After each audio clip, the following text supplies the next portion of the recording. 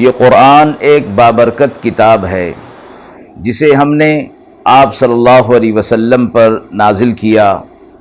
تاکہ لوگ اس پہ غور اور فکر کریں اور تاکہ اہل فہم اس سے نصیحت حاصل کریں۔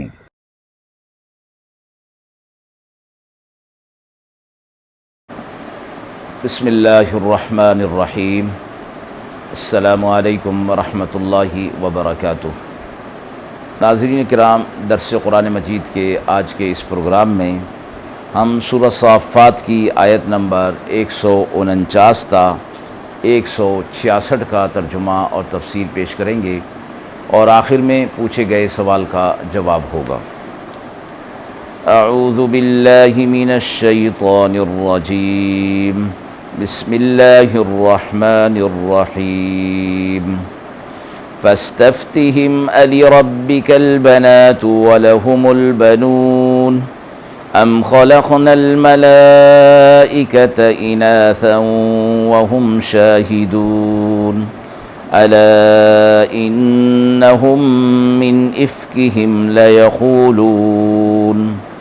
ولد الله وإنهم لكاذبون أصطفى البنات على البنين ما لكم كيف تحكمون أفلا تذكرون أم لكم سلطان مبين فأتوا بكتابكم إن كنتم صادقين وجعلوا بينه وبين الجنة نسبا وَلَقَدْ عَلِمَتِ الْجِنَّةُ إِنَّهُمْ لَمُحْضَرُونَ سُبْحَانَ اللَّهِ عَمَّا يَصِفُونَ إِلَّا عِبَادَ اللَّهِ الْمُخْلَصِينَ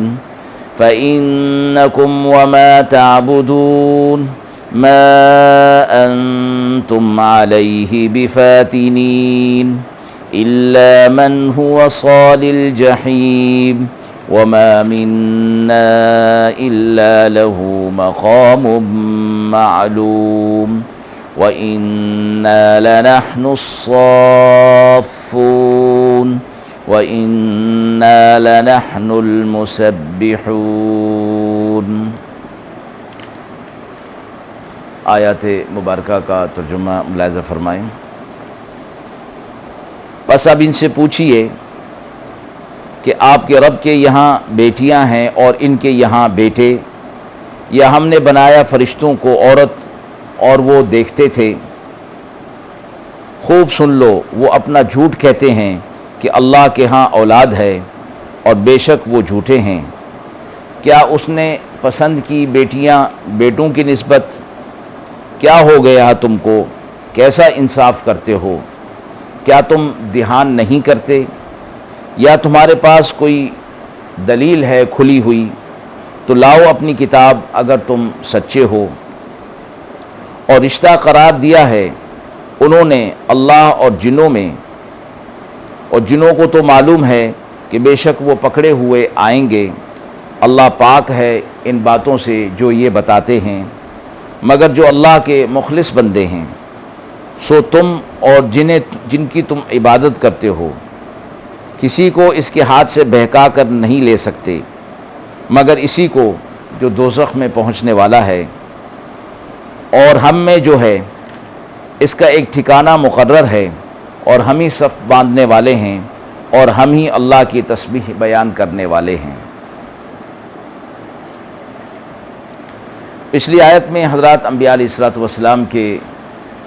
عبرت والے اور نصیحت والے واقعات بیان کیے گئے تھے۔ اب ان آیات کے اندر توحید کے اسبات اور شرک کے تردید کے لیے ان آیات کو پیش کیا گیا،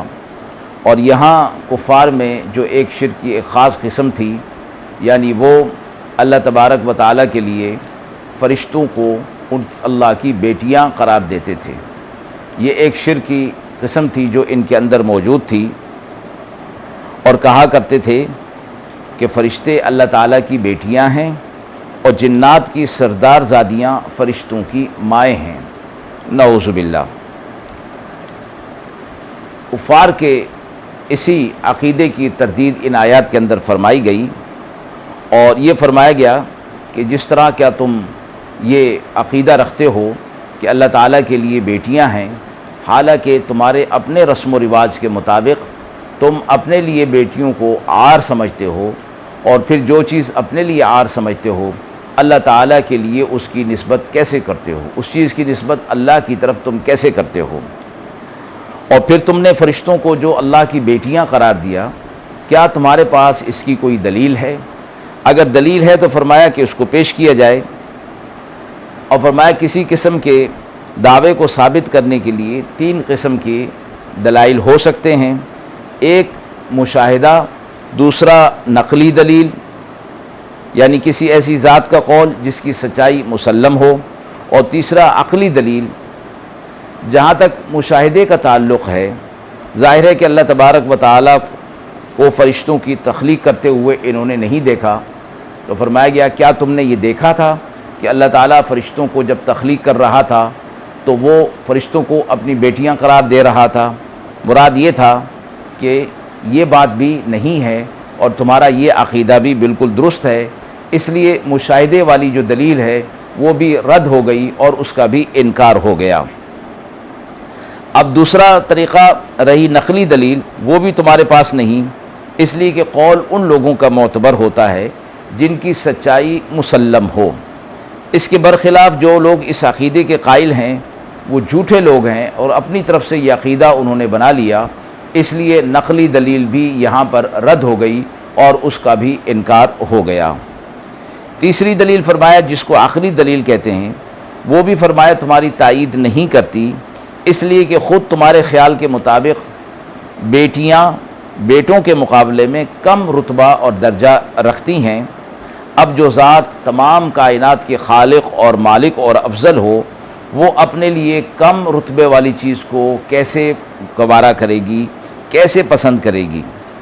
اب رہی تیسری صورت کہ تمہارے پاس، چوتھی صورت ہوتی ہے کہ تمہارے پاس آسمانی کوئی کتاب ہو اور اس میں بذریعہ وحی یہ عقیدہ ذکر کیا گیا ہو، تو فرمایا کہ وہ بھی تمہارے پاس موجود نہیں ہے، لہٰذا تمہارے اس عقیدہ اور تمہاری اس بات کا کہیں سے بھی کوئی ثبوت اور دلیل نہیں مل سکتی۔ تو اس انداز میں انہیں ان کے عقیدے کی تردید پیش کی گئی تاکہ توحید ان کے سامنے ثابت ہو جائے۔ اگلی بات یہ جو کہتے تھے کہ جنات اور اللہ تعالیٰ کے درمیان نسب اور زوجیت کا تعلق، یہ کہا کرتے تھے کہ فرشتے جب اللہ تعالیٰ کی بیٹیاں ہیں تو ظاہر ہے کہ ان کی مائیں بھی ہوں گی، تو وہ مائیں جنات کی جو سردار زادیاں ہوتی تھیں انہیں قرار دیتے تھے۔ نعوذ باللہ، اللہ تعالیٰ کا ان کے ساتھ زوجیت کا تعلق ہے۔ ایک تفسیری روایت میں ہے کہ جب مشرکین عرب نے فرشتوں کو اللہ کی بیٹیاں قرار دیا تو حضرت ابوبکر صدیق رضی اللہ تعالی عنہ نے ان سے پوچھا کہ ان کی ماں کون ہے، تو انہوں نے جواب میں کہا جنات کی جو سردار زادیاں ہیں وہ ان فرشتوں کی مائیں ہیں۔ آگے فرمایا کہ جنات کا یہ اللہ تعالیٰ کے ساتھ یہ جو تعلق اور نسب بیان کرتے ہیں، وہ تو انہیں خود معلوم ہے کہ جنات شیاطین میں سے ہیں اور وہ آخرت میں پکڑے ہوئے آئیں گے، یعنی جس طرح کہ ابلیس ہے وہ جانتا ہے کہ آخرت میں ان کا برا حشر ہونے والا ہے اور اپنے انجام سے خوب واقف ہیں۔ اب یہ جو خود یہ یقین رکھتا ہو کہ مجھے عذاب کے اندر مبتلا ہونا ہے، اس چیز کو، اس ذات کو اللہ تعالیٰ کے ہمسر قرار دینا اور اللہ تعالیٰ کی نعوذ باللہ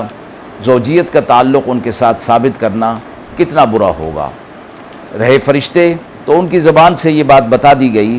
کہ وہ اللہ تعالیٰ کی تسبیح بیان کرتے ہیں، اللہ تعالیٰ نے انہیں پیدا کیا ہے، تو فرشتے اپنی بندگی کا خود اعتراف کر رہے ہیں کہ ہم اللہ تعالیٰ کی عبادت کرنے والے ہیں، اس کی تسبیح بیان کرنے والے ہیں، وہ ہمارا خالق اور مالک ہے اور ہم صف بندی کر کے اس کی عبادت میں مشغول رہتے ہیں۔ آیت کے حوالے سے سوال پوچھا گیا ہے کہ ہٹ دھرمی کرنے والوں کو کیسا جواب دینا چاہیے؟ وہ لوگ کہ جو کسی بات کو ماننے پر نہ آئیں اور اپنی ضد پر اور ہٹ دھرمی پر ہی جمے رہیں، ان کے لیے فرمایا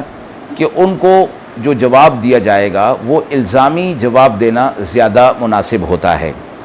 الزامی جواب کا مطلب یہ ہوتا ہے کہ ان کے دعوے کو خود انہی کے کسی دوسرے نظریے سے باطل اور رد کر دینا، باطل قرار دینا۔ اس میں یہ بات ضروری نہیں ہوتی کہ جس دوسرے نظریے کو پیش کیا جائے گا وہ نظریہ ہمیں بھی تسلیم ہو، بلکہ بسا اوقات وہ دوسرا نظریہ بھی غلط ہوتا ہے، لیکن مخالف کو سمجھانے کے لیے اس سے کام لیا جاتا ہے۔ یہاں اللہ تبارک و تعالیٰ نے ان کے عقیدے کی تردید کے لیے خود ان کے غلط نظریے کو استعمال فرمایا کہ بیٹیوں کا وجود تم اپنے لیے باعث عار سمجھتے ہو۔ اس کا ظاہری مطلب یہ نہیں کہ اللہ تعالیٰ کے نزدیک بھی بیٹیوں کا مقام اور رتبہ کچھ نہیں ہے،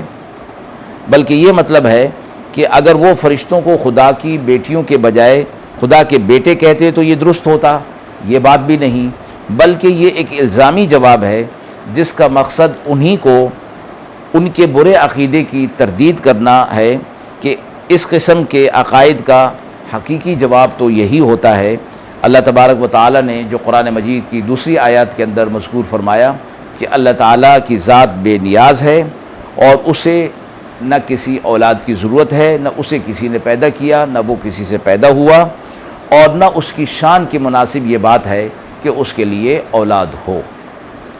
وآخر دعوانا ان الحمد للہ رب العالمین۔